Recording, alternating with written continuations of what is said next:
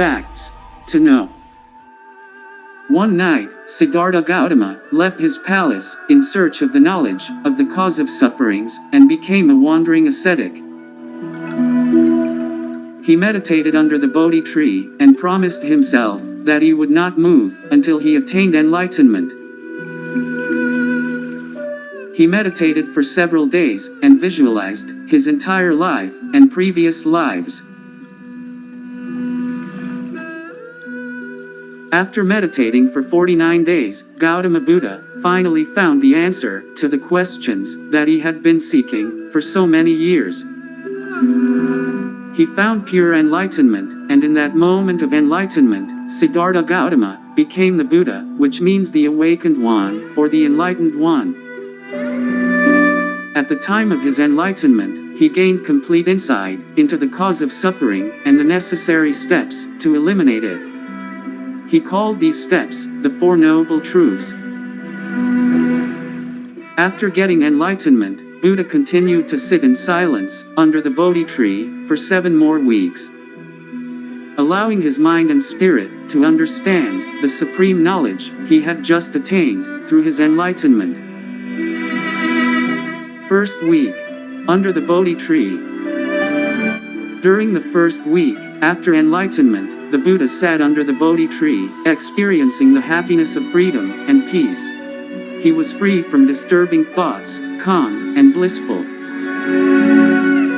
Throughout the week, he sat in one posture, with his crossed leg, experiencing the bliss of emancipation, Vimukti Sukha.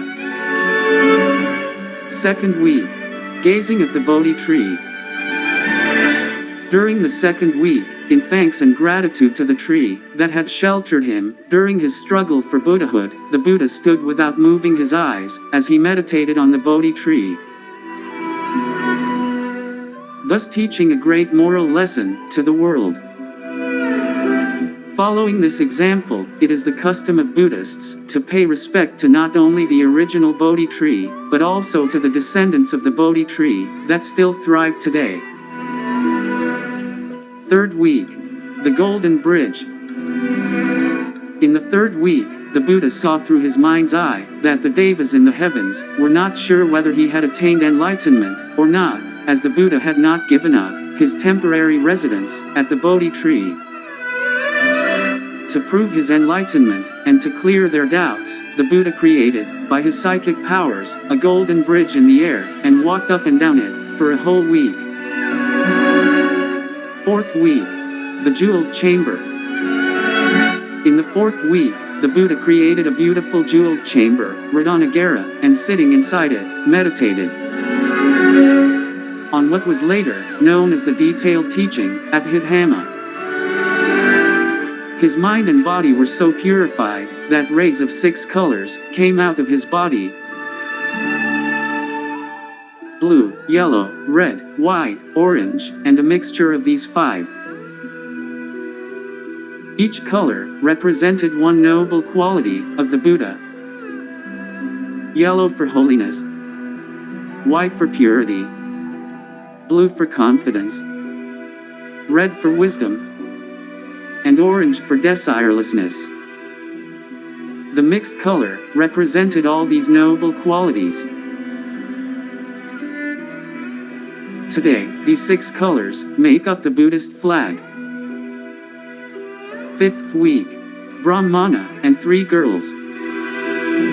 During the 5th week, while meditating under the Ajapala banyan tree, a conceited Brahmana came to see the Buddha and asked him how one becomes a Brahmana and what are the conditions that make a Brahmana. The Buddha replied, that Brahmin who has discarded evil, without conceit, kuhamka, free from defilements, self-controlled, versed in knowledge, and who has led the holy life right, would call himself a Brahmana. For him, there is no elation anywhere in this world. One becomes a perfect Brahmana by one's deeds, and not by birth. 3 most charming girls, called Tanha, Arati, and Raga, the daughters of Mara, came to disturb his meditation. They danced around the Buddha in a most seductive and charming manner, and did everything to tempt the Buddha, to distract him, to watch their dance. Yet the Buddha continued to meditate, unperturbed. Soon the girls got tired, and left him alone. 6th week. Under the Mukalinda tree. During the 6th week, the Buddha then went and meditated at the foot of a Mukalinda tree. It began to rain heavily, and the huge Mukalinda Nagaraja, King Cobra, came out and coiled his body 7 times around the Buddha to keep him warm, and placed his hood over the Buddha's head to protect him from the rain. After 7 days, the rain stopped, and the snake changed into a young man, who paid his respects to the Buddha. The Buddha then said, "Happy are they who are contented. Happiness is for those who hear and know the truth. Happy are they who have goodwill in this world towards all sentient beings. Happy are they who have no attachments and have passed beyond sense desires. The disappearance of the word, I am, is indeed the highest happiness." 7th week. Under the Rajayatana tree.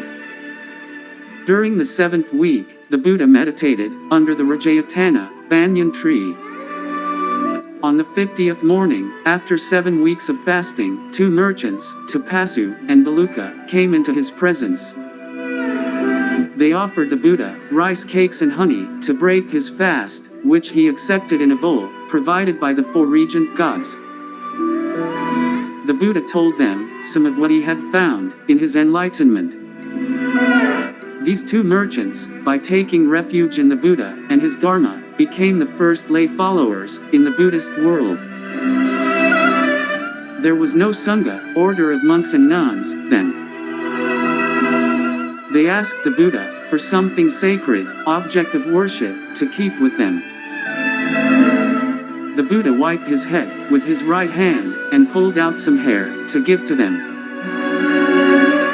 These hair relics, called Kesha Datu, were later reputed to be enshrined by the merchants on their return home to what is now known as Burma, in the Shwedagon Pagoda in Rangoon. Thanks for watching the video. For more update to my new videos, press the bell icon. And please don't forget to like, comment, share and subscribe to support my channel. Thank you.